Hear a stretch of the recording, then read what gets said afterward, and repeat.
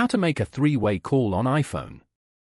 To get started, first of all go ahead and open up the phone application on your phone.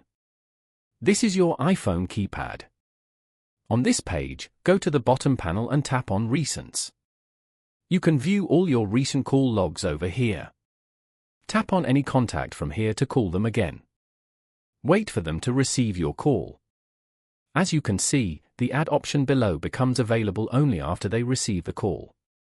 Now, go to the bottom left corner and tap on Add if you want to add more people to this call. Here, you can search for or select the person you want to add. Once you're here, tap on their mobile number. You are now calling this person as well. Once they receive, tap on Merge Calls below. This will merge both the calls into one. You can repeat this to add more people to your call if you want. Following these steps, you can easily make a three-way call on iPhone.